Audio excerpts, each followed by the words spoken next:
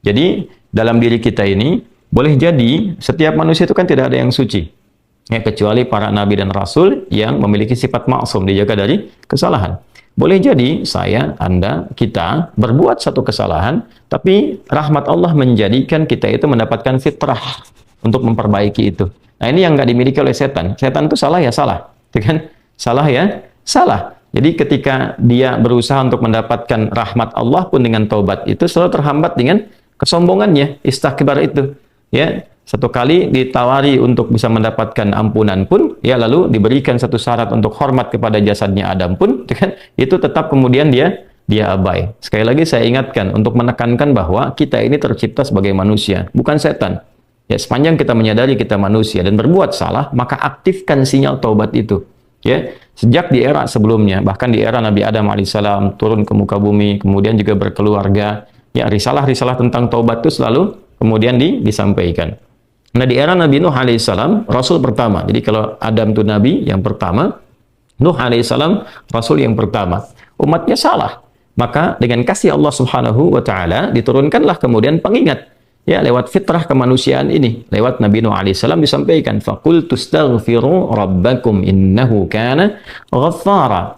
Ya, maka aku tegaskan kepada kalian, istaghfiru rabbakum, cepat istighfar, cepat balik lagi, ambil kalimat-kalimat ampunan, ambil kalimat-kalimat tobat ya dari Allah Subhanahu wa Ta'ala, menggunakan Rabb tuh yang telah menciptamu, merawatmu, menyayangimu, mengingatkan. Jadi Rabb itu ada nilai-nilai rububiyah di dalamnya. Ya, ada sifat-sifat rububiyah. Ya, bukan sekedar mencipta, tapi juga merawat, memberikan perhatian, memberikan kebutuhan. Kalau dalam bahasa bebasnya Allah seakan ingin mengatakan, hei, aku kan yang cipta engkau, ya kan? Engkau berbuat salah, aku berikan kesempatan untuk saleh. Aku kirimkan di kalimat taubat, aku berikan kesempatan untuk memperbaiki diri. Kenapa engkau nggak ambil, ya kan? Ya, indah sekali gitu. Ya, aku ciptakan engkau salah, aku berikan jalan saleh. Kenapa ketika aku berikan jembatan untuk memperbaiki diri, engkau tidak ambil? Maka lewat Nabi Nuh alaihissalam sejak di era kerasulan pertama itu diingatkan sampai nanti puncaknya di era Nabi Muhammad sallallahu alaihi wasallam. Faqultu astaghfiru rabbakum innahu kana ghaffara. Kata Nabi Nuh alaihissalam, aku tegaskan innahu kana ghaffara. Sungguh Allah Subhanahu wa Ta'ala itu telah menetapkan pada dirinya bahwa ia Maha mengampuni seluruh dosa-dosa. Jadi ada ghafir, ya, ada ghaffar, ada ghafur, dan nanti dilekatkan dengan rahim pada puncaknya. Ya. Misalnya di surat Ghafir, di ayat yang ketiga, Ghafiridz dzambi wa qabilit taubi, itu menggunakan kata Ghafir. Lalu kalau kita jadikan superlatif, ya, dinaikkan lagi tingkatnya menjadi lebih banyak, terus mengampuni dosa, mengampuni lagi, itu dirubah kalimat dari Ghafir menjadi Ghaffar. Kalau tanpa batas diberikan kemudian sifat yang ketiga yaitu Ghafur. Ya, kalau hamba menyimpulkan apakah memang masih diterima, maka Allah turunkan puncaknya berupa sifat rahmatnya, Rahim. Qul ya ibadiyalladzina asrafu ala anfusihim la taqnatu min rahmatillah. Innallaha yaghfiru dzunuba jami'a. Quran surah ke-39 ayat 53. Balik ke sini. Ya, jadi ini gambaran yang pertama. Sejak di era kenabian turun yang Al-A'raf ayat 23 itu Rabbana zalamna anfusana, kan Nabi Adam alaihissalam mendapatkan kalimat itu. Lalu di era Nabi Nuh alaihissalam sebagai rasul pertama diingatkan juga dengan potensi sifat-sifat kebaikan ini yang menjadikan manusia tertuntun untuk senantiasa berbuat baik. Lalu apa sifat rahmatnya? Ya, jadi kalau kita kembalikan ke konstruksi Al-Baqarah ayat 37, tadi kan saya katakan di awal, ya, Allah menegaskan seorang yang taubat ingin merubah dirinya dari salah menjadi saleh, bukan sekedar dituntun oleh Allah, tapi juga dipercikan kasih sayang Allah kepadanya. Rahmat Allah diberikan. Ya, kembali ke Quran surah kedua ayat 37 itu, fatalaqqa Adamu min rabbih kalimatin fataba alaihi innahu huwat tawwabur rahim. Jadi bukan tawwab saja, tapi rahim juga. Bukan sekedar Allah terima taubatnya, tapi kasih sayang Allah pun diberikan kepadanya. Nah, apa di antara jenis kasih sayang yang Allah berikan kepada seorang hamba yang mau taubat?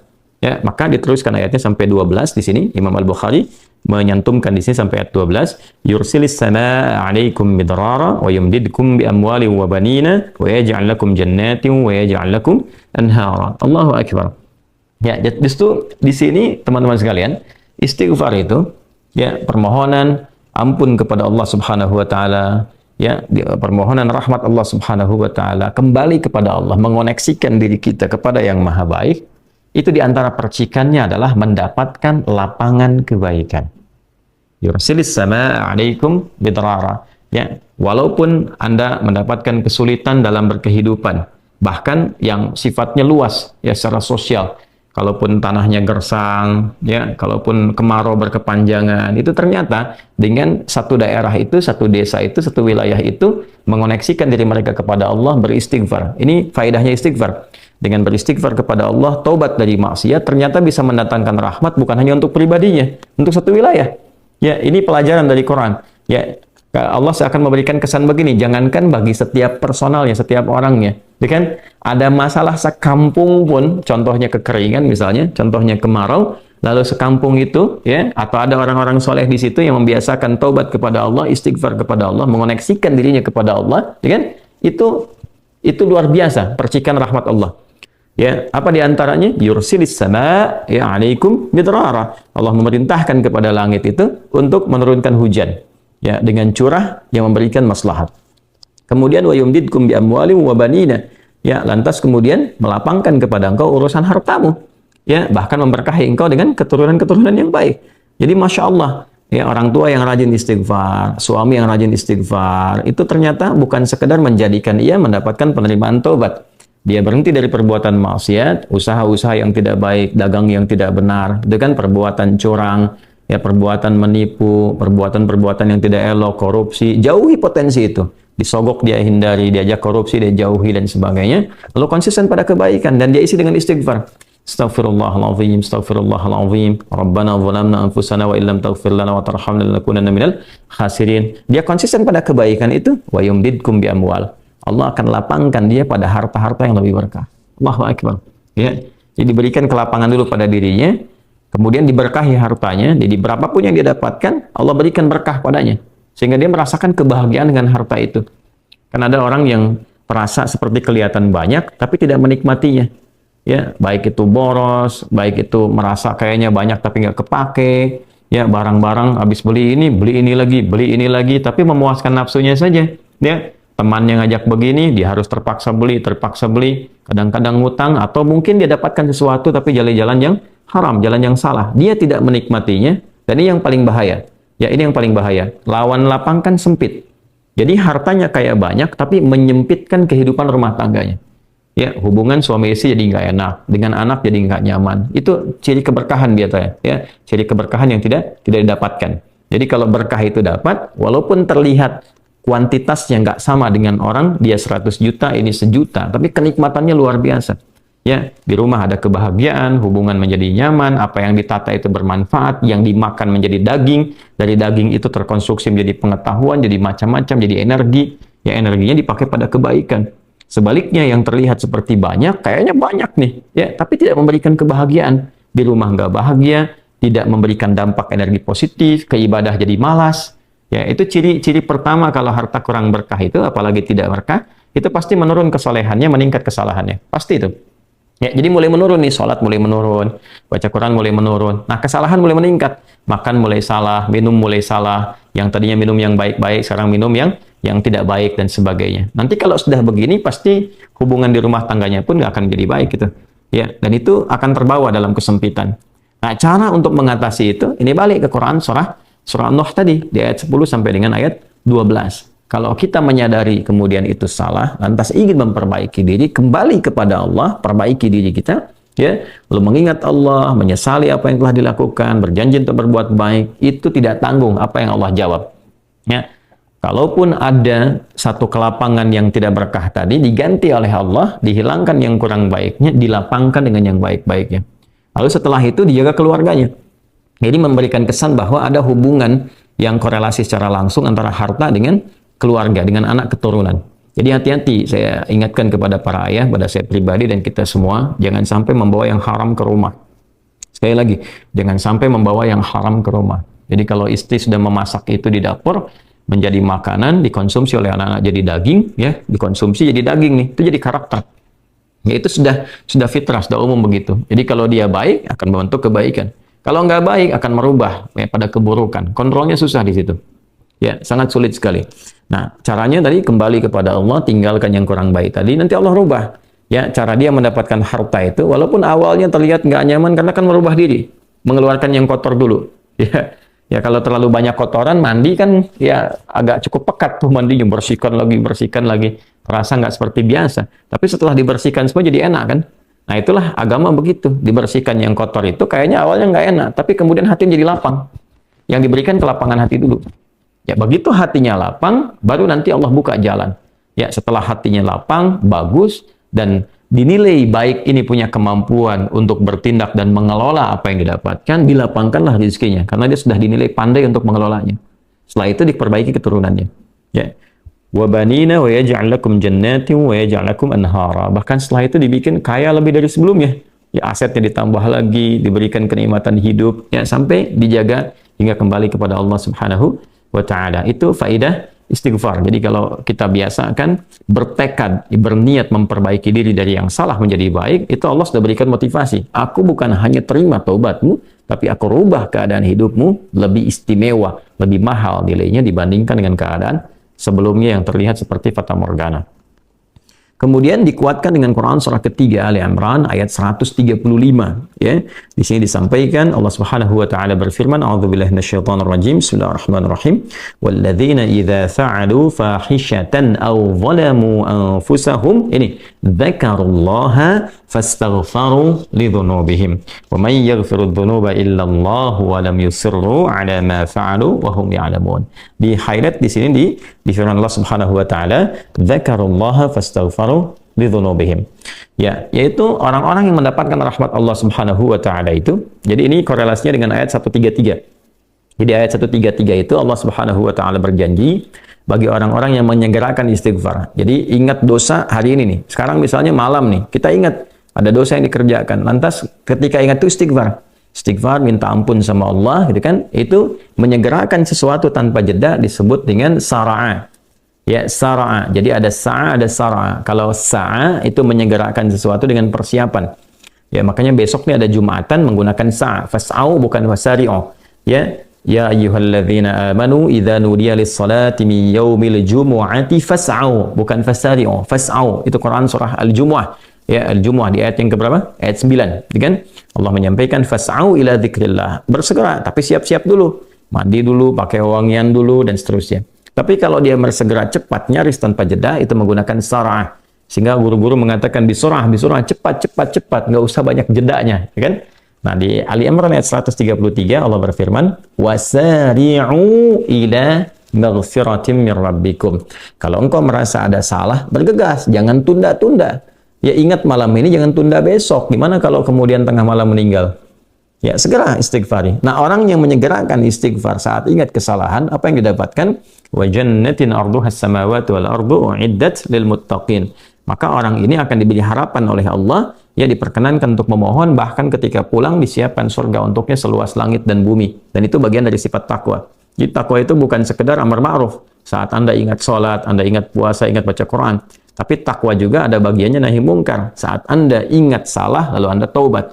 Ya, saat Anda ingat salah, Anda pengen jadi soleh. Saat Anda ingat maksiat, Anda ingin taubat. Itu bagian dari takwa. Nah, bagaimana kemudian cara mengimplementasikan itu semua? Nah, ini poinnya. Ya, walladzina idza fa'alu fahishatan aw zalamu anfusahum dzakarullaha fastaghfaru lidzunubihim.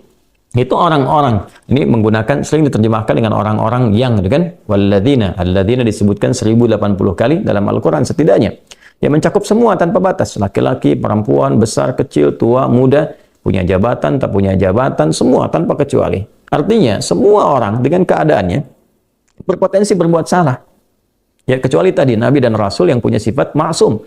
Ya Allah jaga dari kesalahan. Kita yang bukan Nabi, bukan Rasul, itu berpotensi salah. Apapun profesinya, apapun jabatannya, apapun tugasnya, berpotensi salah. Ya, pun demikian termasuk saya. Pasti salah, pasti. Nggak ada yang nggak salah. Jadi kalau ada yang mencari kesalahan, misalnya saya pribadi, pasti menemukan. Pasti. Dan percuma mencari kesalahan manusia. Karena pasti ditemukan. Ya, dan ini catat yang paling penting. Hindari mencari-cari kesalahan itu, karena kita tidak tahu bahwa mungkin ketika seorang divonis salah itu, dia sudah mengistighfari, sudah mentaubatinya. Ini poin besarnya. Hati-hati gitu ya, hati-hati. Karena itu Nabi selalu menganjurkan mencari kebaikan orang, menyebutkan, meneladaninya, alih-alih mencari kesalahan seseorang. Ya kenapa? Karena pasti ditemukan. Tapi yang tidak pasti itu, kita nggak bisa memastikan orang itu sudah taubat atau belum. Yang paling bahaya adalah mencela orang, mencari kesalahan orang, mencaci orang yang sudah dia taubat dan taubatnya diterima orang, diterima Allah Subhanahu wa taala. Hati-hati, ya. Mencari kesalahan orang, mencela orang, ya kan? Yang dia sudah mentaubati kesalahannya dan taubatnya diterima oleh Allah Subhanahu wa taala. Allahu akbar. Itu azim, itu, hati-hati, ya. Ya, sesuatu yang besar sekali dosanya di sisi Allah Subhanahu wa taala. Nah, ini kembali ke sini, ketika seseorang dia sadar berbuat salah, dia salah. Alladzina, semua orang potensi salah. Ya, idza fa'alu fahisyah. Ketika dia berbuat fahisyah.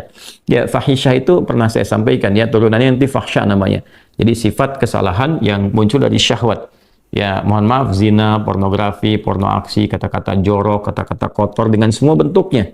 Baik itu di media sosial, digital, ataupun juga di praktikal yang nampak secara fisik misalnya, itu jelas salah, jelas dosa. Ya, al-zalamu anfusahum, atau bentuk mungkar, menempatkan suatu bukan pada tempatnya.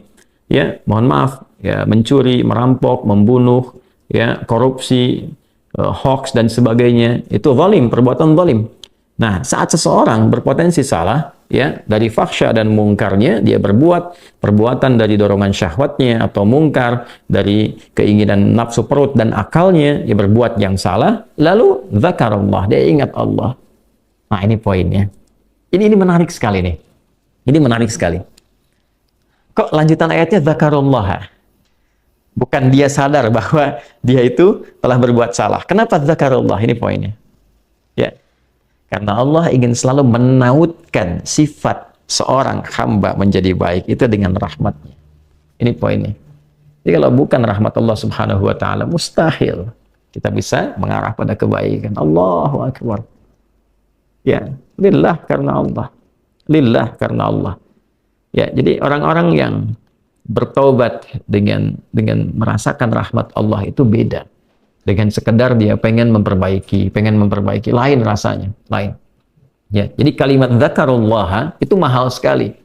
Jadi ingin memberikan dampak kesadaran kepada kita bahwa hey, Allah tuh nggak ninggalkan kamu. Ya, Allah tahu kamu salah, tapi sepanjang nyawa kamu belum sampai ke kerongkongan, kamu diberi potensi untuk taubat. Ayo taubat. Kan sering saya ungkapkan, Firaun saja, Firaunnya dikirimkan 2 nabi, Musa dan Harun. Ya, sebagai keadilan Allah, kasih Allah dan adilnya untuk memberikan hidayah. Ya, sampai titik puncak kan nyawanya di kerongkongan. Cuman sayang kan dia sendiri yang memilih untuk tidak mengambil hidayah itu. Sampai nyawanya di kerongkongan. Sampai tenggelam itu. Nah, itu sudah disampaikan informasinya, kisahnya, jejak sejarahnya sampai sekarang diabadikan supaya seluruh anak cucu Adam itu sadar jangan berbuat yang seperti itu. Ya, sekali lagi hanya setan yang tidak kenal taubat. Zakarullah, dia ingat Allah. Nah, sekarang tinggal kita mempelajari. Ketika ingat Allah itu apa yang harus dihadirkan? Tadi poinnya.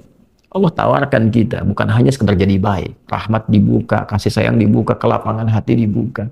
Ya, makanya saya barangkali juga ingin menekankan materi-materi semacam ini, yaitu penting untuk disampaikan. Ya, kepada saudara-saudari kita barangkali yang sekarang dengan kasih sayang Allah itu ya diisolasi di satu tempat seperti lapas misalnya, lembaga permasyarakatan. Boleh jadi itu kasih Allah untuk diperbaiki sehingga dia konsisten bisa berbuat baik saja di dalam, ya, terjaga dari perbuatan-perbuatan di luar, dikontrol supaya bisa kembali pada jalan yang baik. Dia bisa di dalam, bisa memperbaiki diri, istighfarnya enak, bisa ngaji, kadang ketemu ke masjid dan sebagainya. Kalau ini dimanfaatkan dengan baik, Allahu akbar, Allah kasih kelapangan. Ya, walaupun mungkin tinggal di tempat yang sempit, terasa kemudian dibatasi dengan sel-sel, tapi hatinya lapang, itu luas, megah, dan jadi nikmat. Ya, orang butuh waktu untuk menghafal, butuh suasana. Anda punya tempat yang cukup ideal untuk menghafal Quran, memperbaiki diri, dan fikihnya ada kan? Dan sangat jelas sekali kenapa di antara kisahnya Nabi Yusuf alaihissalam, ya, diizinkan oleh Allah untuk masuk ke dalam ruang itu, untuk memberikan sebuah pencerahan, sehingga menemukan modelnya. Ini model orang salah yang mau jadi saleh. Bahkan setelah itu dia keluar dan diangkat jadi pembantunya raja kan, pada masa itu asisten rumah tangganya raja. Naik gitu dari sosok yang salah, ya, kemudian dia tobat mengambil petunjuk dari Nabi Yusuf alaihissalam, dia berubah jadi orang hebat setelah itu. Ya, jadi asisten rumah tangganya raja. Itu luar biasa gitu. Ya, tapi yang memilih kemudian untuk jalan-jalan keburukan tetap bertahan di dalamnya, selesai gitu.